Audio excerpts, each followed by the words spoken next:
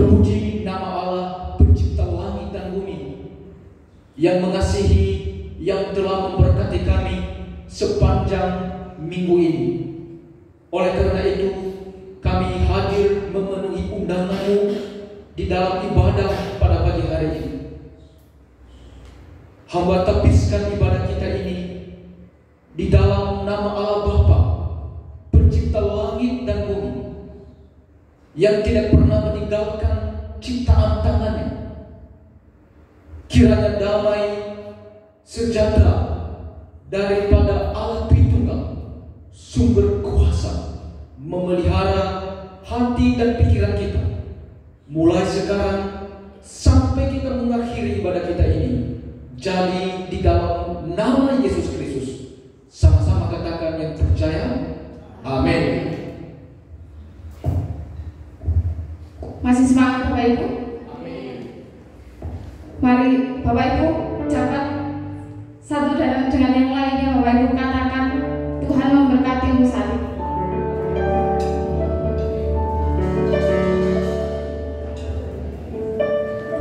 Haleluya.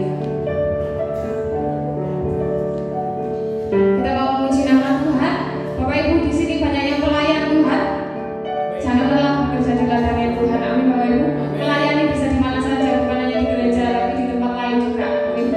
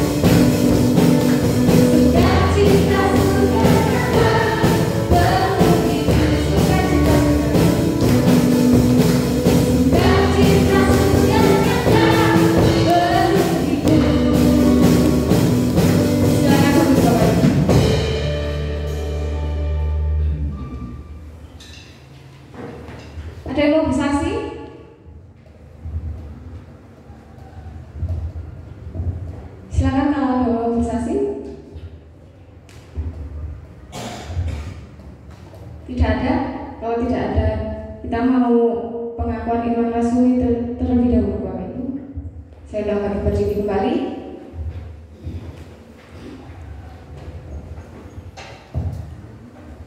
Aku percaya kepada Allah Bapa yang Maha Kuasa, Khalik langit dan bumi, dan kepada Yesus Kristus anaknya yang tunggal Tuhan kita, yang dikandung daripada Roh Kudus, lahir dari darah anak Maria, yang menderita sengsara di bawah pemerintahan Pontius Pilatus, disalibkan, mati dan dikuburkan, turun ke dalam kerajaan maut, pada hari yang ketiga bangkit pula dari antara orang mati, naik ke surga, duduk di sebelah kanan Allah Bapa yang Maha Kuasa, dan dari sana Ia akan datang untuk menghakimi orang yang hidup dan yang mati.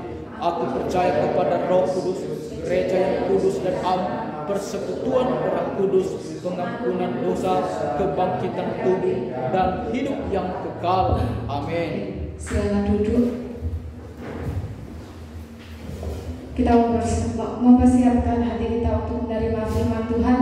Biar Tuhan menjamah hati kita dengan lemah lembut dan juga dengan kerendahan hati kita mau menerima firman Tuhan.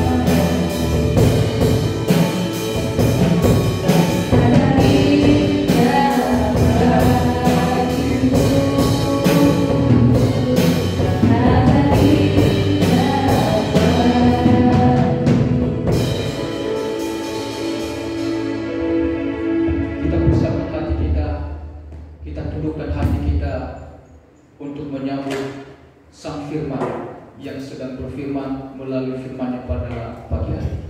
Ya Tuhan, kami sangat rindu Engkau berkata-kata bagi kami, supaya kami kuat teguh kembali dengan firman-Mu pada saat ini.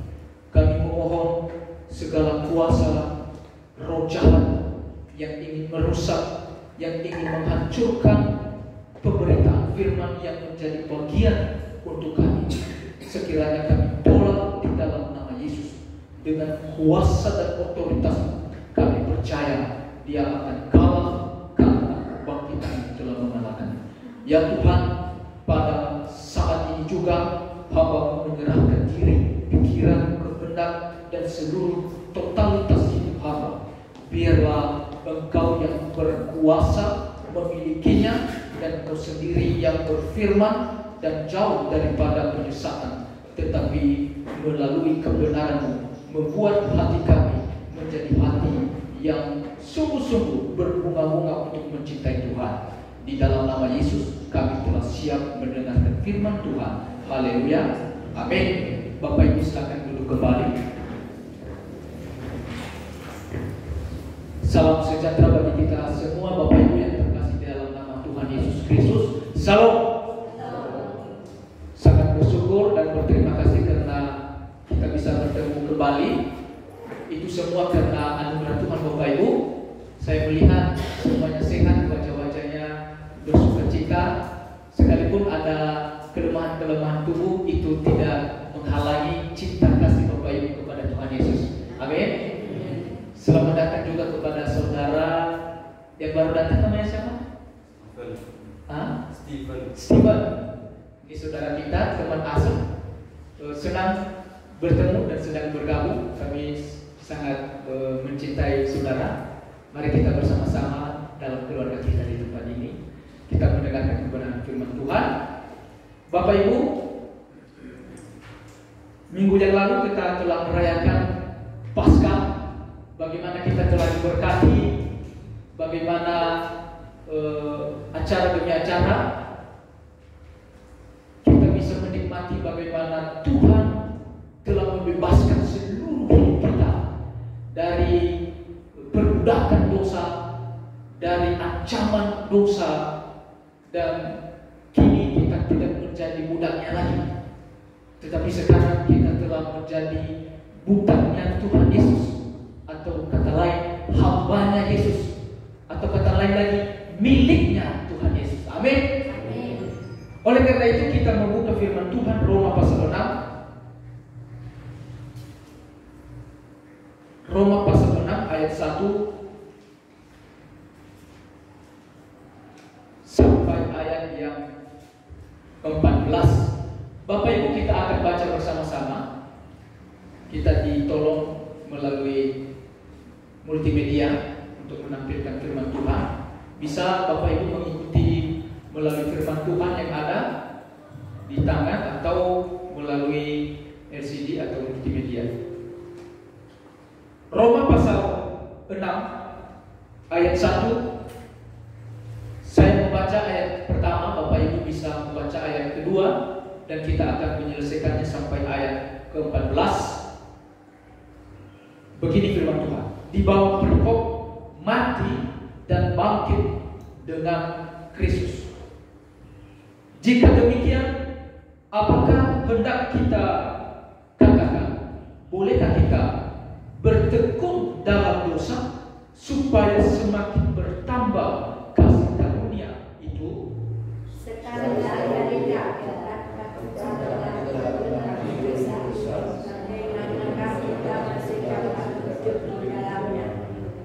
atau tidak tahukah kamu bahwa kita semua yang telah dibaptis dalam Kristus telah dibaptis dalam kematiannya? Dengan demikian kita telah berbuat sama-sama percaya oleh baptisnya dalam kematian, supaya sama seperti Kristus telah dibangkitkan dari antara orang mati oleh kemuliaan Bapa, demikian juga kita akan hidup dalam hidup yang baru. Sebab jika kita telah menjadi satu dalam apa yang sama dengan kematiannya, kita juga akan menjadi satu dengan apa yang sama dengan kebangkitannya, Bapak Ibu? Karena kita tahu bahwa manusia kita telah disalibkan, supaya tubuh dosa kita hilang kuasanya, agar jangan kita mengembangkan diri lagi kepada dosa. Sebab siapa yang telah mati, ia telah bebas dari dosa, Bapak Ibu. Jadi jika kita telah mati dengan Kristus, kita percaya bahwa kita akan hidup juga dengan Dia. Karena kita tahu bahwa Kristus sesudah ia bangkit dari antara orang mati, tidak mati lagi, maut tidak berkuasa lagi atas dia. Sebab kematiannya adalah kematian terhadap dosa, satu kali dan untuk selamanya, dan kehidupannya adalah kehidupan bagi Allah. Demikianlah hendaknya kamu memandangnya, bahwa kamu telah mati bagi dosa, tetapi kamu hidup bagi Allah dalam Kristus Yesus. Sebab itu hendaklah dosa jangan berkuasa lagi di dalam hidup yang supaya kamu janganlah mengikuti keinginannya. Dan janganlah kamu menyerahkan anggota-anggota tubuhmu kepada dosa untuk dipakai sebagai senjata kelaliman, tetapi serahkanlah dirimu kepada Allah sebagai orang-orang yang dahulu mati, tetapi yang sekarang hidup, dan serahkanlah anggota-anggota tubuhmu kepada Allah untuk menjadi senjata-senjata kebenaran, Bapak Ibu. Sebab kamu tidak akan berkuasa lebih dari dosa, karena kamu tidak berada dalam hasil ini. Demikian pembacaan kita, Bapak Ibu yang terkasih di dalam Tuhan. Oleh karena itu, dari judul perikop yang kita baca pada pagi hari ini adalah mati dan bangkit dengan Kristus. Dalam pembacaan kita seakan-akan sudah ikut mati bersama Yesus, tetapi kenyataannya sekarang masih hidup. Ya, kita masih hidup. Tetapi ini perkataan yang rohani, bukan perkataan yang real. Sekarang ini kita masih hidup, tapi kok firman Tuhan berkata, jika engkau percaya, kamu dibaptis di dalam kematiannya. Artinya, kita telah ikut mati di dalam kematian Yesus, dikuburkan di dalam kematian Yesus, dan kita juga ikut bangkit di dalam kebangkitan Yesus. Arti rohaninya adalah seluruh dosa-dosa kita, seluruh perbuatan tubuh lama kita, tubuh dosa yang lama, telah ikut mati bersama kematian Yesus. Dan memang itulah sebabnya Yesus mati, karena dosa itu. Jadi Bapak Ibu, sekiranya kita ini adalah mengimani kepada Yesus Kristus yang telah membawa seluruh hidup kita yang lama mati di dalam kematian, dan kita mengimani ketika dia bangkit kembali, dia bangkit dengan hidup untuk Allah. Berarti kita juga ikut mengimani hal itu, kita bangkit hidup untuk Allah. Jadi kematian Tuhan Yesus adalah kematian karena dosa kita. Dia mengerjakan pekerjaan karya yang terbesar, dan dia sedang berurusan dengan dosa, berurusan dengan dunia yang fana. Tetapi setelah dia bangkit, sama sekali dia tidak berurusan itu lagi, tetapi berurusan dengan Allah. Dia hidup untuk Allah. Dari bacaan kita, Yesus mati sekali untuk selama-lamanya. Maka tidak mungkin dia mati lagi gara-gara dosa lagi. Tetapi ketika dia kembali, justru dia kembali untuk menghakimi, tanpa lagi berkata, ayo bertobat, saya sudah mati untuk saya mengulangi kematian lagi. Tidak. Dia datang tanpa basa-basi, mengadili yang baik dan yang tidak baik, mengumpulkan yang baik itu di tempat yang baik dan menyerahkan yang tidak baik di tempat jahanam atau neraka yang membinasakan. Dan oleh karena itu Bapak Ibu, ketika kita telah masuk di dalam pikiran bahwa kita telah ikut bersama Yesus mati, berarti harus kita pakai pikiran kita dulu. Sejauh manakah saya telah mati di dalam Yesus sementara saya masih hidup? Dengan kita memahami bahwa kita telah ikut mati dan kita ikut bangkit kembali, maka setidaknya ada dua prinsip, ada dua dampak yang terjadi yang kelihatan dalam diri kita. Jadi Bapak Ibu, sebagai orang yang percaya kepada Tuhan, kebangkitan Yesus ada suatu dampak yang akan terjadi di dalam dirinya gara-gara kematian Yesus dan kebangkitan Yesus. Dan dampak ini kita bisa melihat dari murid-muridnya. Ke-12 murid-muridnya ada perubahan, ada restorasi yang radikal, perubahan yang radikal. Radikal itu sangat luar biasa Bapak Ibu, radikal.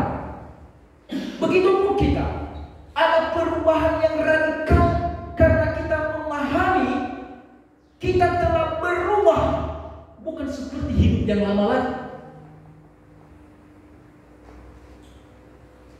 Bapak Ibu yang terkasih di dalam Tuhan, perubahan yang pertama yang harus kita periksa di dalam diri kita, yang pertama adalah perubahan menjadi hidup bagi Allah.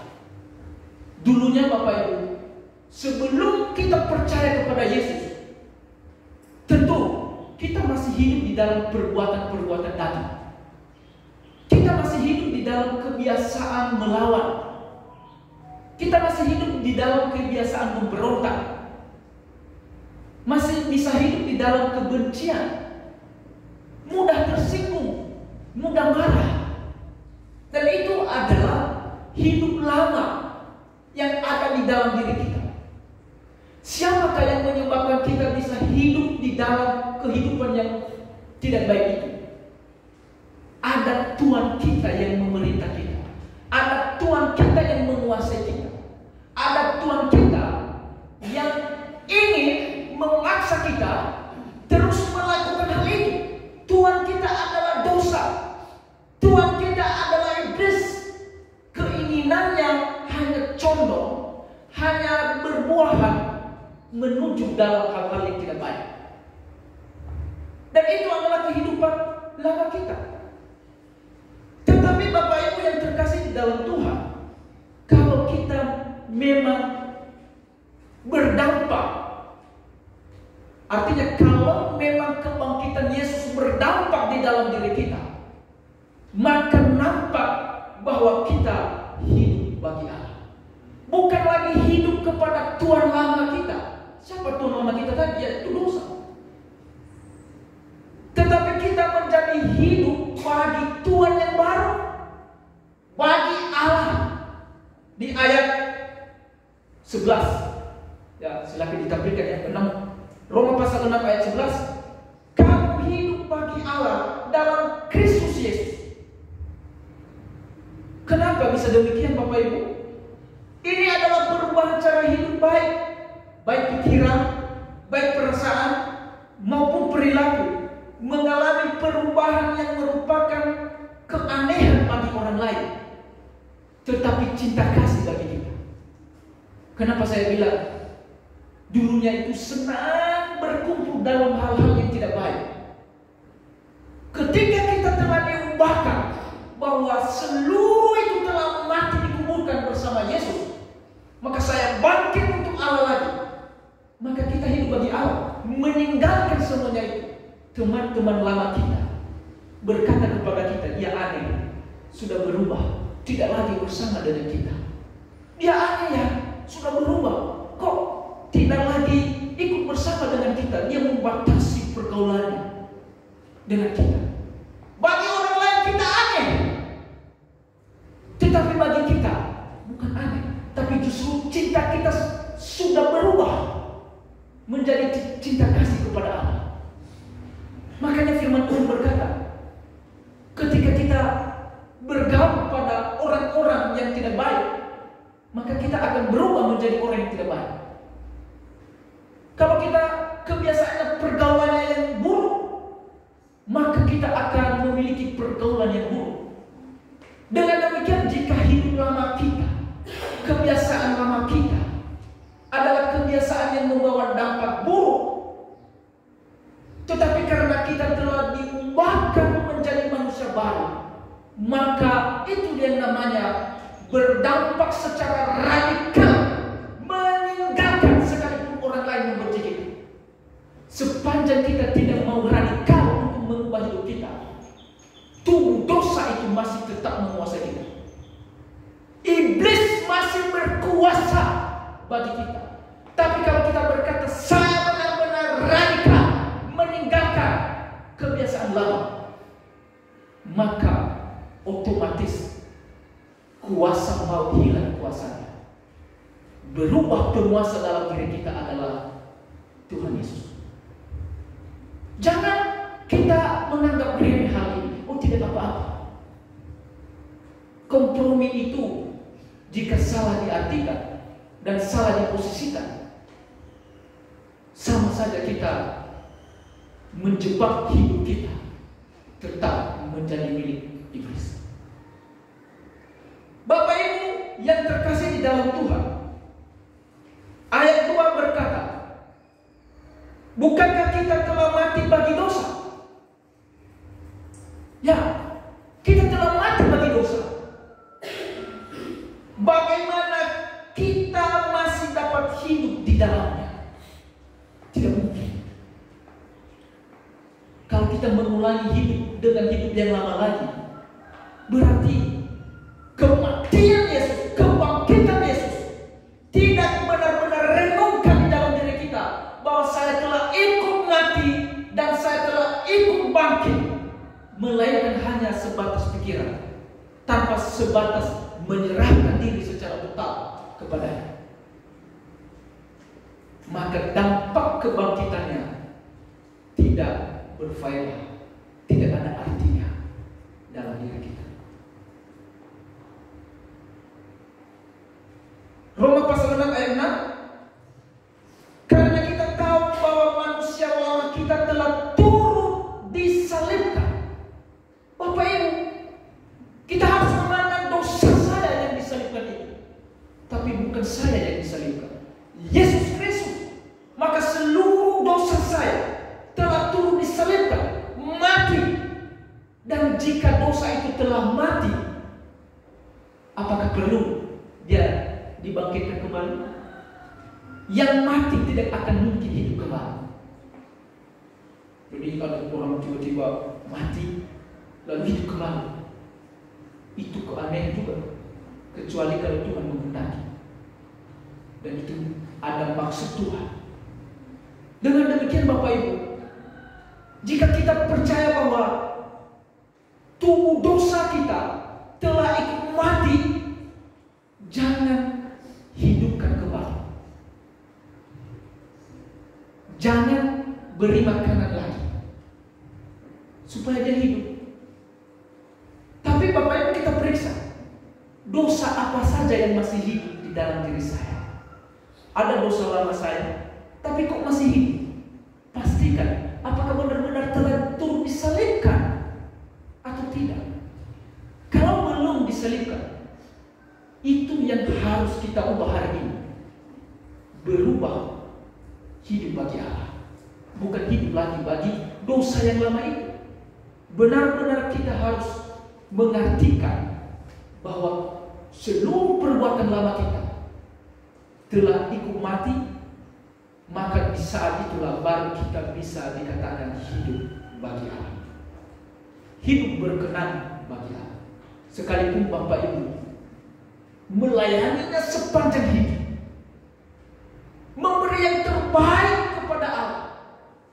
Jika yang satu ini, salah satu dari perbuatan dosa, belum ikut mati, masih kita hidupi, masih kita sayang, maka pelayanan itu tidak berkenan kepada Allah. Bapak Ibu yang terkasih di dalam Tuhan Yesus Kristus, karena kita tahu bahwa manusia lama kita telah turut disalibkan, maka jelas bahwa hidup kita adalah hidup dalam hidup yang baru. Hidup yang baru. Mari kita periksa diri kita setiap hari. Apakah kita sudah hidup yang baru atau masih hidup yang lama? Sebagai orang yang cinta akan Yesus dan percaya kepada Yesus, mari kita periksa. Kita harus memaksa sekalipun diri kita ini agar hidup kita hidup baru, bukan hidup lama. Kalau hidup baru, berarti kita melayani Allah. Kalau hidup baru, berarti perbuatan-perbuatan kita berubah. Kesetiaan kita tetap cinta Tuhan. Perkataan-perkataan kita menjadi perkataan-perkataan yang membangun, perkataan yang positif. Cara pandang kita adalah cara pandang yang mengangkat, bukan menjatuhkan.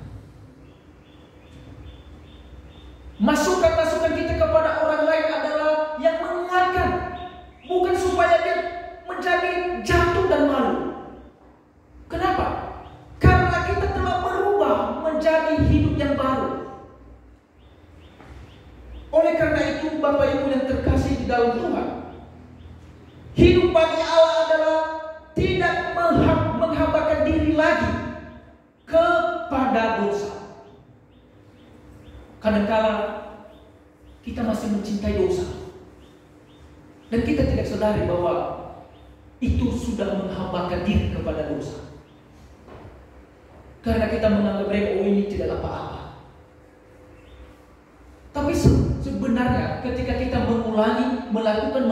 melakukan, itu sama artinya menjadi hamba bagi dosa.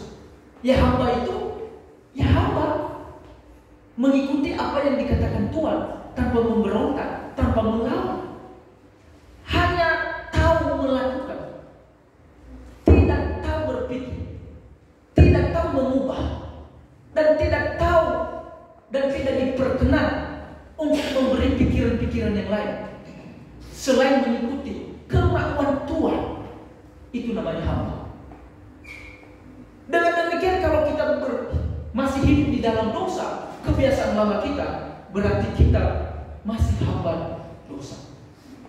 Tetapi Tuhan mengajak kita lewat firman-Nya pada pagi hari ini. Dampak yang terjadi di dalam diri kita adalah menjadi hidup bagi Allah. Berarti tidak lagi menghambakan diri di bawah kuasa dosa, tetapi menjadi hamba Allah. Amin.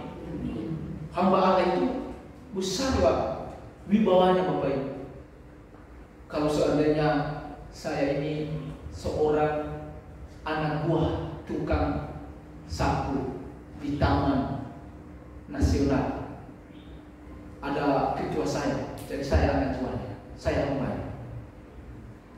Wibawa saya kecil, lalu naik pangkatlah saya menjadi hamba atau anak buahnya, tukang sapu di kantor bupati. Mana lebih berharga? Berharga menjadi anak buah di kebun atau menjadi anak buah tukang sapu di kantor bupati? Tentu naik, walaupun sama-sama tukang sapu dan hamba. Dan ketika saya naik pangkat lagi menjadi tukang sapu anak buah yang kepercayaan di gubernur, loh, nggak ada apa-apanya lagi di kantor bupati. Naik tingkat lagi, saya adalah hamba, anak buah tukang sapu di kantor presiden. Itu diseleksi. Bahkan sebagai tukang sapu di kantor presiden, tinggi jabatannya daripada tuan saya di kebun tadi. Itu luar biasa. Dan hari ini Bapak Ibu adalah hamba Allah di atas segala presiden. Dan itu adalah penghormatan terbesar. Sekalipun hamba, jabatan Bapak Ibu lebih tinggi dari presiden di dunia ini. Jadi Bapak Ibu jangan merasa malu kalau menjadi hamba. Kalau menjadi hambanya Allah berarti turut apa yang dimaunya Tuhan. Kita ini adalah hamba berarti senang. Jangan bilang, Bu, kok saya jadi hamba? Tidak. Lihat levelnya. Level kita di atas segala-galanya. Bukan di atas, di bawah lagi. Jadi Bapak Ibu sangat bersyukur menjadi anak Tuhan Yesus Kristus dan dijadikannya menjadi hamba, bukan untuk dipersulit dan dipermalukan, tetapi justru diangkat derajatnya. Syukur bagi Allah kalau kita diangkat menjadi hamba. Bapak Ibu yang terkasih di dalam nama Tuhan Yesus, ada seseorang yang cinta Tuhan Yesus, melayani Tuhan Yesus. Ketika dia buat rumah, ada rumahnya banyak, dan salah satu rumah yang paling baik dia cintai dan dia tinggal di situ. Rumahnya itu lengkap dengan fasilitas, ruangan-ruangan yang lengkap, nama-nama ruangan ini tersedia. Bapak Ibu, dia terus berdoa kepada Tuhan dan bersyukur. Tuhan, terima kasih, segalanya ini kuberikan kepadamu. Ini luar biasa. Nah, ketika dia sakit penyakit, lalu dia meminta Tuhan, Tuhan, saya sudah serahkan segalanya, milik saya, rumah saya, semuanya, ruangan, kunci-kunci ini saya telah berikan kepadamu. Tuhan, tolong sembuhkan penyakit saya. Tidak lagi ada jalan keluar. Ditambah lagi masalah stres yang tinggi, tidak ada jalan keluar. Lalu Tuhan Yesus datang kepadanya. Dia berkata, serahkan semua kunci rumahmu kepada saya. Lalu dia ambil semua kuncinya, semua banyak sekali, dia serahkan. Ini Tuhan. Yesus berkata, apakah semua kunci ruangan-ruangan rumahmu semuanya telah ada di dalam ini? Dia bilang, tidak Tuhan, tinggal satu lagi, kunci kamar saya. Maka Yesus berkata, sepanjang engkau tidak menyerahkan kunci ini, saya tidak bisa menerima kunci-kunci ini. Karena saya tidak bisa masuk memperbaiki. Saya tidak bisa masuk mengubah, karena engkau tidak mengizinkan saya masuk di dalam itu. Maka dia menyerahkan seluruh. Dia bilang, Tuhan, saya serahkan semuanya. Engkau pemilik, engkau yang mengubah. Bapak Ibu, apa artinya? Sepanjang hidup kita tidak seluruhnya kita serahkan kepada Tuhan, maka Tuhan Yesus tidak sepenuhnya bisa berkarya dan bekerja, mengubah dan melakukan yang terbaik untuk kita. Kenapa?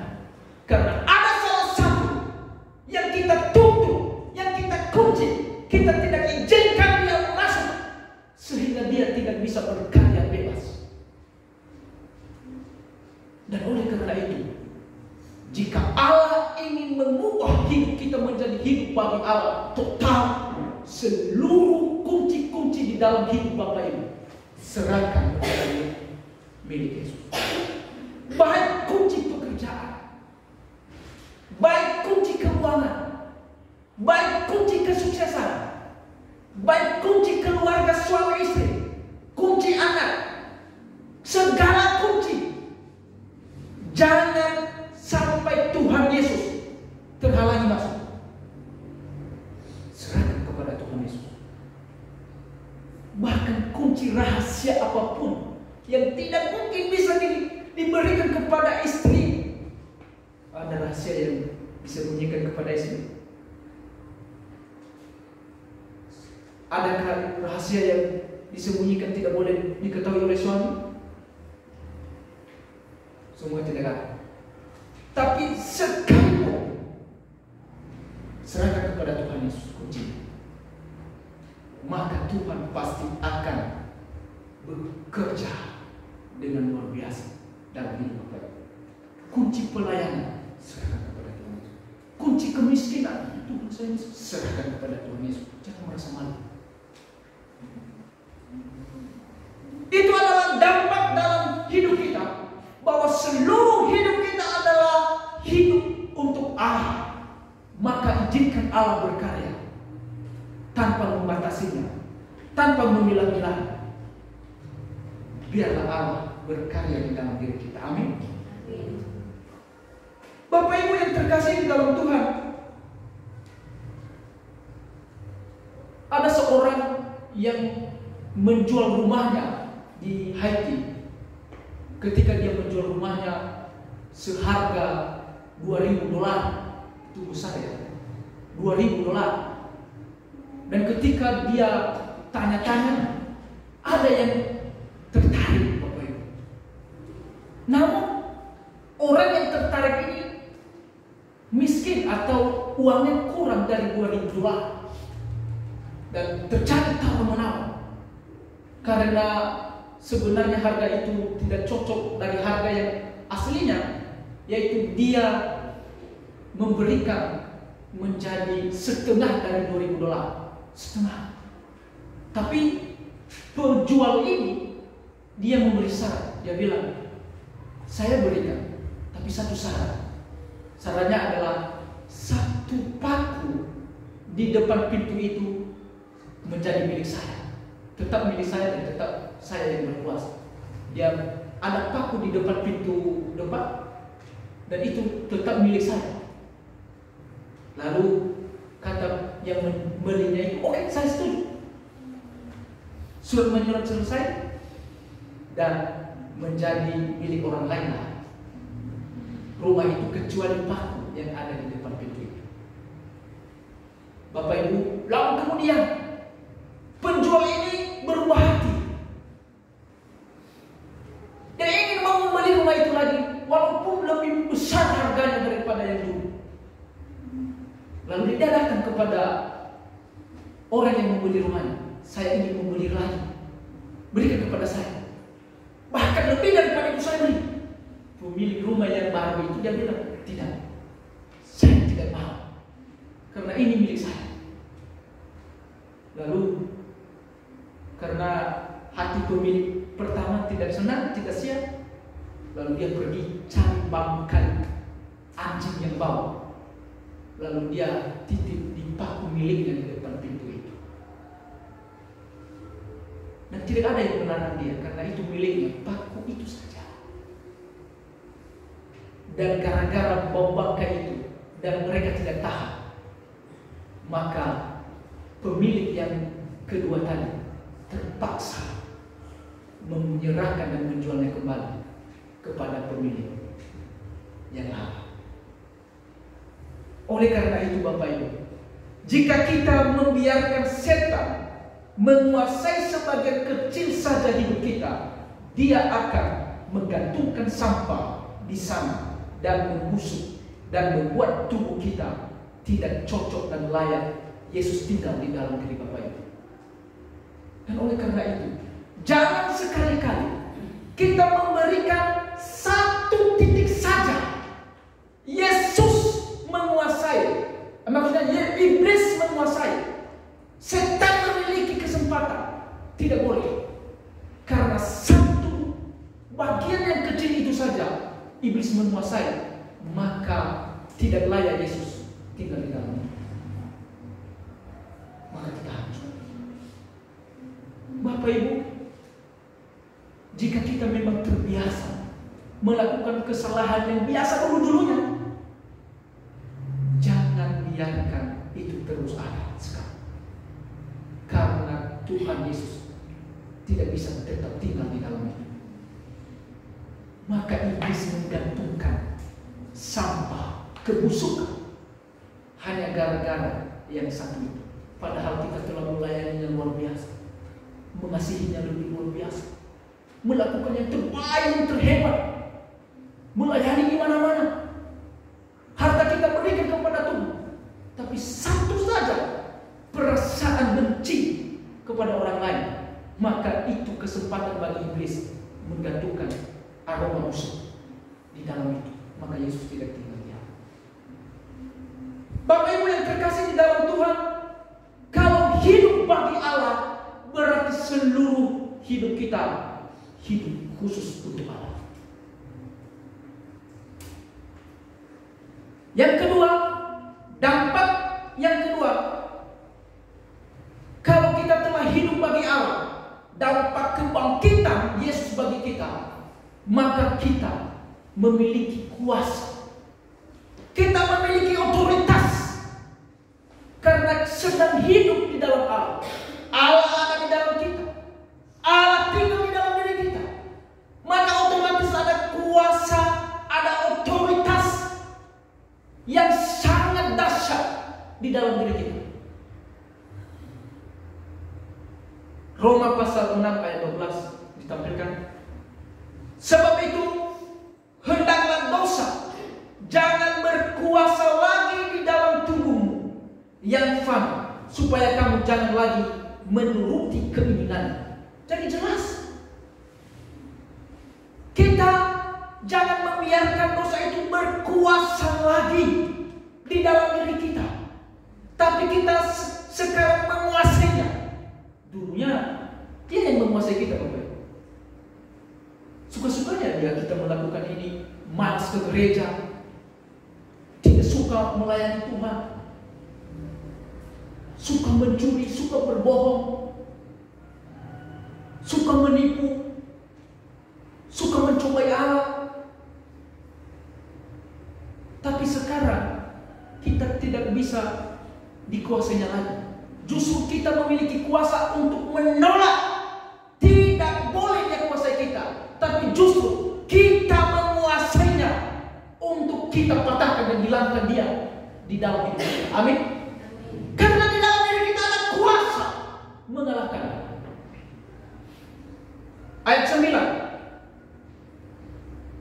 Karena kita tahu bahwa Kristus sesudah ia bangkit dari antara orang mati, tidak mati lagi, maut tidak berkuasa lagi atas dia. Jelas, maut tidak berkuasa lagi atas Yesus setelah dia bangkit. Dengan demikian, kalau kita benar-benar hidup dalam Allah, maut itu tidak akan berkuasa kepada kita. Iblis pasti takut mendatangi kita.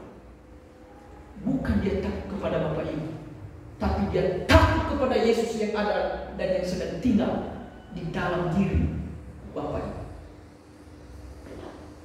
Imani bahwa Yesus ada di dalam diri, Roh Kudus ada di dalam diri, sehingga siapapun yang menggentarkan saya tidak tahu. Amin. Inilah kita, orang yang telah diubah, dampak daripada kebangkitan Yesus, diberikan kuasa dan otoritas di dalam diri kita. Maka Bapak Ibu, karena di dalam diri Bapak Ibu ada kuasanya Allah, jangan sekali-sekali mengutuk orang, jangan sesekali mengutuk anak-anak, bahkan janganlah berkata kotor. Melainkan Tuhan Yesus berkata di Filipi, berpikirlah pikiran-pikiran rohani, janganlah berpikir pikiran yang duniawi lagi. Oleh karena itu, Bapak Ibu yang terkasih di dalam Tuhan, orang yang memiliki otoritas, kuasa, maka orang itu adalah orang yang menerima dan percaya Yesus diberinya kuasa. Yohanes pasal 1 ayat 12. Kita baca ya. Yohanes pasal 1 ayat 12. Setiap orang percaya, Yesus pasti akan memberi kuasa kepada kita. Kuasa mengalahkan maut, kuasa mengalahkan setan, kuasa apapun ada di dalam diri kita. Maka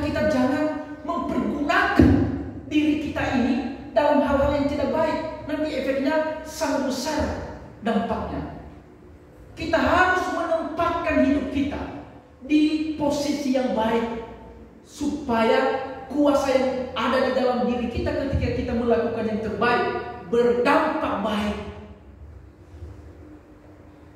Karena kita tahu Yohanes pasal 1. Silakan dibuka. Yohanes pasal 1 ayat 12.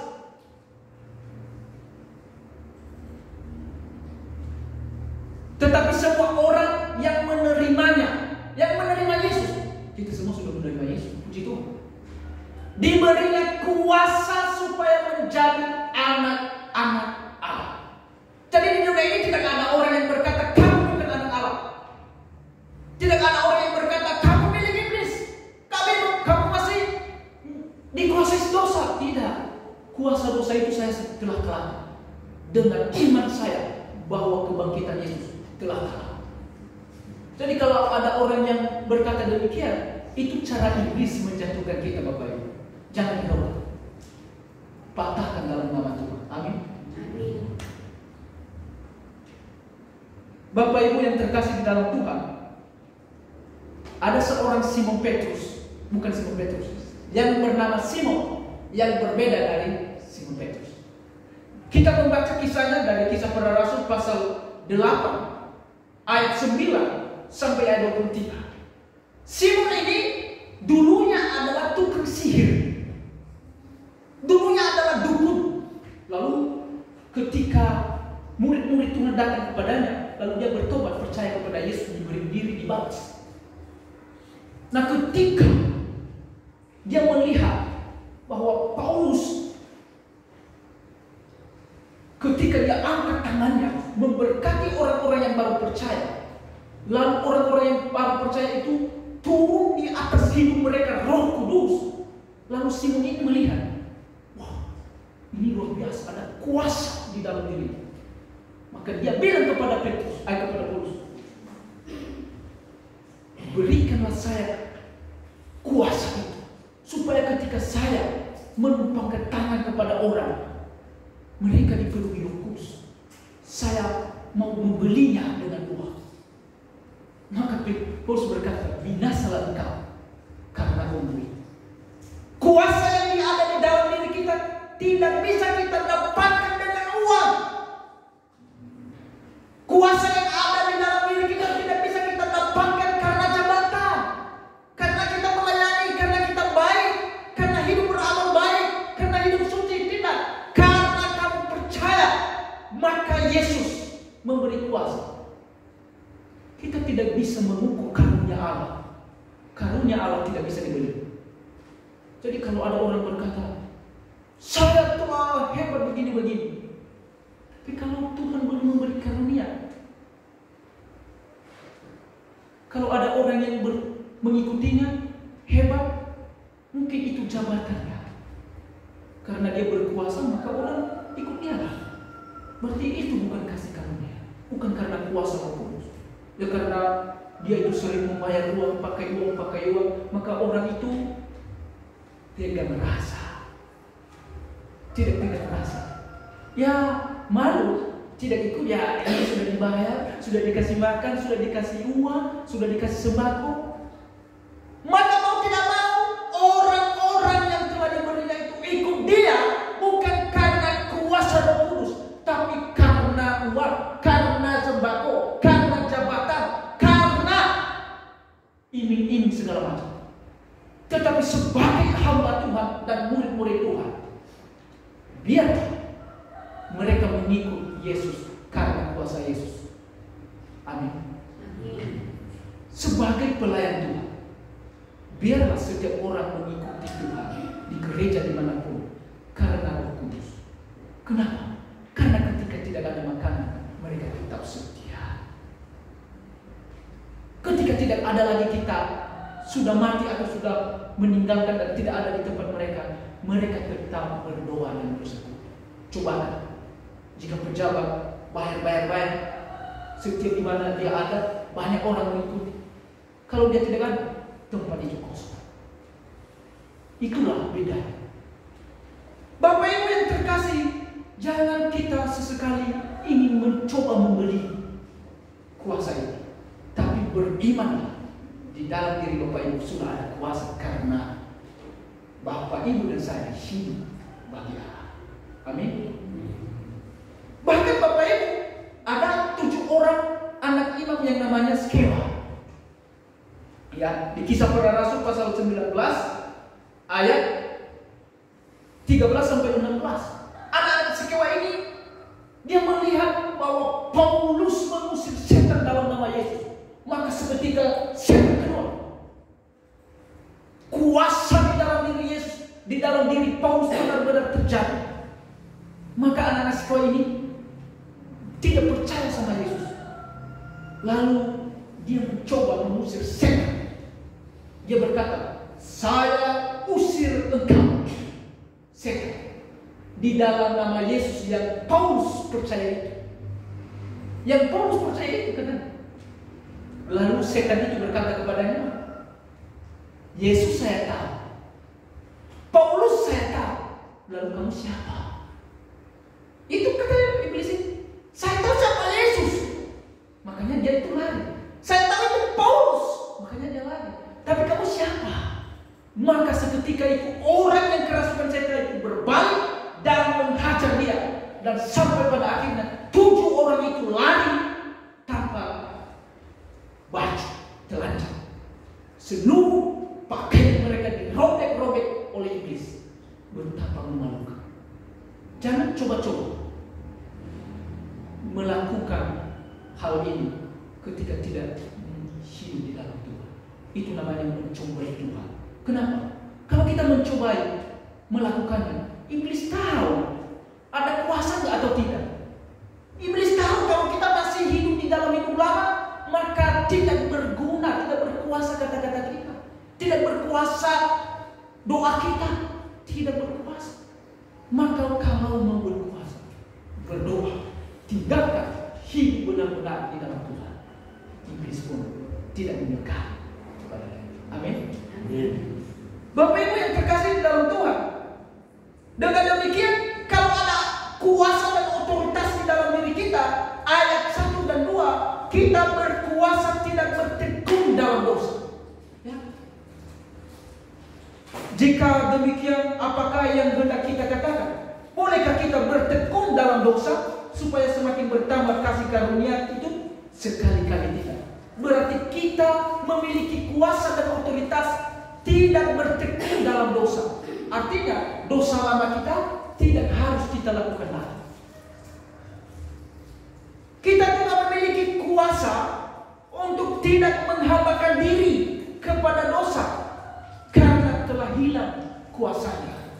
Ayat 6, karena kita tahu bahwa manusia lama kita telah turut disalibkan supaya tubuh dosa kita hilang kuasanya, agar jangan kita menghambakan diri lagi kepada dosa. Jadi Bapak Ibu, sebenarnya kita bisa menentukan mau nggak berdosa atau tidak. Jadi jangan ada orang berkata, "Oh, terpaksa." Tidak. Di dalam diri kita ada kuasa bisa menentukan tidak dan bisa menentukan ditolak.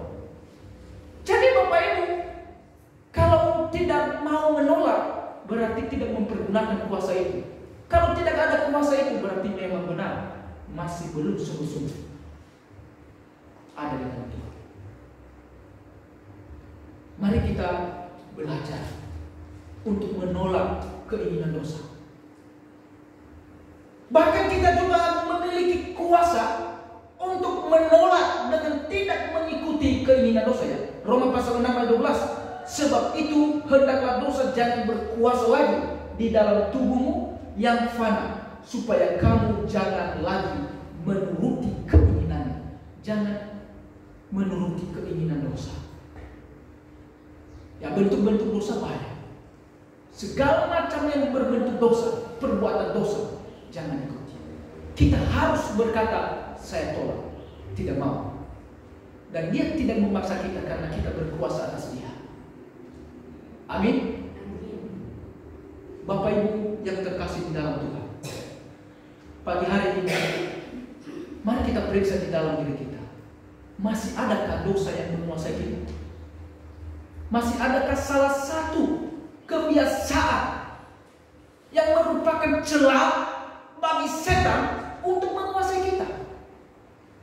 Entah itu hal sepele, entah itu dalam keluarga, entah itu di dalam harta kita, entah itu di dalam jabatan, sebagai suami atau sebagai istri, sebagai anak.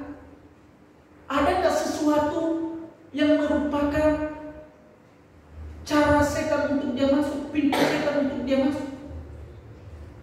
Dan oleh karena itu, ingat hari ini bahwa dampak dari kematian dan kebangkitan Yesus, kita mengimani seluruh kuasa dosa itu telah hilang kuasanya, dan kita bangkit bersama Yesus, dan kita hidup bagi Allah. Saat hidup bagi Allah, Allah tinggal di dalam diri kita, Roh ada di dalam diri kita, maka kita diberi kuasa untuk tidak melakukan itu lagi, tidak menghambakan diri kita lagi, tetapi menjadi hamba Allah. Menjadi hamba Allah adalah mengikuti kemauan Allah supaya tidak berbuat dosa. Kesimpulan pada pagi hari ini adalah orang percaya atau orang Kristen memiliki dampak, memiliki restorasi atau perubahan ketika dia beriman kepada Yesus, satu-satunya juru selamat, yaitu hidupnya yang pertama adalah menjadi hidup hanya bagi Allah. Dan yang kedua, dia memiliki kuasa untuk mengalahkan maut, mengalahkan dosa, mengalahkan segala macam bentuk yang merupakan kemauan iblis, kemauan dosa. Dan oleh karena itu, karena ada di dalam diri Bapak Ibu ada kuasa, pergunakanlah kuasa itu di tempat yang baik, di tempat yang benar, kepada orang yang baik, untuk membangun dan untuk membangkitkan, jangan untuk menjatuhkan. Karena banyak orang sudah ada kuasa, dia ogah-ogahan, menampakkan bahwa dia berkuasa, lalu dia menghajar orang banyak. Tapi kita sebagai anak Tuhan, katakan, di dalam diri saya ada kuasa, tapi saya harus merendahkan diri, supaya Allah terus berkarya dan berkuasa di dalam diri. Amin. Dengan demikian pasti Allah akan berkuasa menambahkan berkat bagi Bapak Ibu. Allah akan berkuasa menambahkan dan memberi kesembuhan bagi Bapak Ibu. Jangan kunci pintu itu. Allah akan berkuasa memberkati anak-anak Bapak Ibu. Jangan kunci ruangan itu, supaya Allah berkati. Allah memberkati segala apapun yang kita kerjakan. Benar-benar ada kuasa yang muncul dan hadir jika kita sungguh-sungguh membebaskan diri kita menjadi satu pemilik sana, hanya Allah kita, Tuhan Yesus Kristus. Mari kita berdoa. Bapak Ibu, teguhkan hati, berdoa sungguh-sungguh dan katakan, Tuhan, saya telah menjadi milik Allah. Saya telah menjadi milik Tuhan. Saya telah menjadi hamba Allah. Bukan hamba siapa-siapa. Bukan hamba dosa. Bukan hamba iblis. Bukan hamba pekerjaan. Bukan hamba uang. Bukan hamba apapun. Tapi hamba Allah. Dan oleh karena itu Bapak Ibu, bersyukur kalau Bapak Ibu hidup bagi Allah, maka katakan, saya memiliki kuasa. Saya tolak kebiasaan buruk itu. Saya tolak kebiasaan kesombongan. Saya tolak kebiasaan membenci. Saya tolak untuk tidak mengampuni menjadi mengampuni. Saya tolak ketakutan menjadi tidak takut. Katakan, saya patahkan seluruh itu di dalam nama Yesus. Karena di dalam diri Yesus, di dalam diri saya ada kuasa. Kuasa kebangkitan itu benar-benar berdampak dalam hidup Bapak Ibu. Maka Bapak Ibu bisa merasakan apa yang terjadi di dalam pekerjaan, kehidupan, keluarga Bapak Ibu. Pasti Allah berkarya sungguh-sungguh. Karena Bapak Ibu telah diangkat menjadi anak Allah yang luar biasa. Bapa, terima kasih.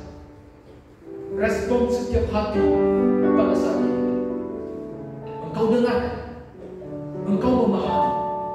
Sehebat apapun kuasa yang menguasai mereka selama ini, tetapi tidak sebanding kuasa kebangkitan Yesus yang ada di dalam diri kami. Sekarang kami benar-benar telah bangkit hidup bagi Allah.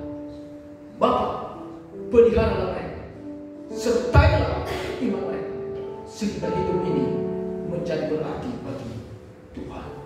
Terima kasih Tuhan, hamba-Mu yang terbatas berhenti untuk menjadi alat saat ini juga, tetapi Engkau terus berkarya memakai hamba pada waktu-waktu yang seterusnya, dan terkhususnya kepada seluruh umat Engkau yang akan mengingatkan dan berkarya di dalam diri. Terpuji-puji nama-Mu. Di dalam nama Yesus kami telah berdoa. Haleluya. Amin. Saya serahkan kepada. Terima kasih untuk firman yang membangun, luar biasa. Mari kita persiapkan persembahan kita yang terbaik untuk Tuhan sambil diiringi pujian. Allah sumber kekuatan.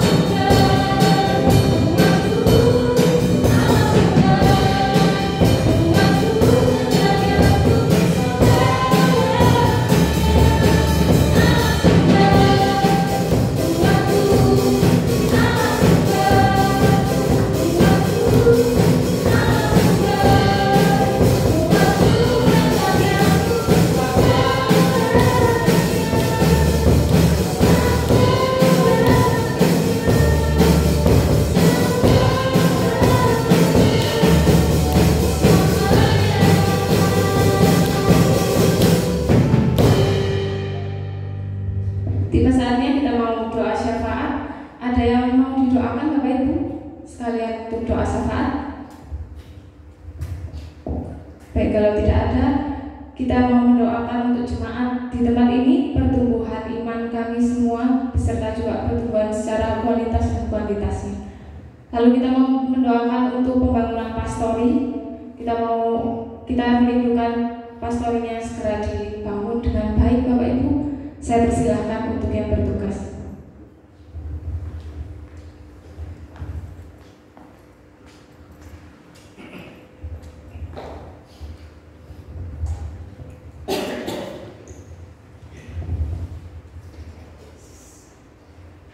Mari Bapak Ibu, kita tunduk kepala, menyatu di dalam doa. Terima kasih Tuhan untuk kasih dan rahmat-Mu besar atas kami. Kami bersyukur Tuhan untuk firman-Mu pagi hari ini yang begitu luar biasa. Kiranya apa yang kami dengar Tuhan, Engkau meteraikan dalam hati dan pikiran kami pribadi lepas pribadi. Lebih-lebih Tuhan, jangan Kau jadikan kami hanya sebagai pendengar firman-Mu, namun jadikan kami sebagai pelaku atas firman-Mu Tuhan. Tuhan, kami juga berdoa buat saudara-saudara kami yang belum bisa hadir di tempat ini. Kiranya Engkau memberkati mereka dalam anugerah dan penyertaan-Mu Bapa. Bapa, kami juga berdoa buat gereja-gereja dimanapun yang ada. Kami memohon pertolongan, perlindungan-Mu dan pemeliharaan-Mu atas gereja-gereja-Mu di seluruh Indonesia Tuhan. Jadikanlah mereka menjadi saksi-Mu yang setia dalam membawa jiwa-jiwa kepadamu. Kami berdoa pula Tuhan untuk bangsa dan negara ini.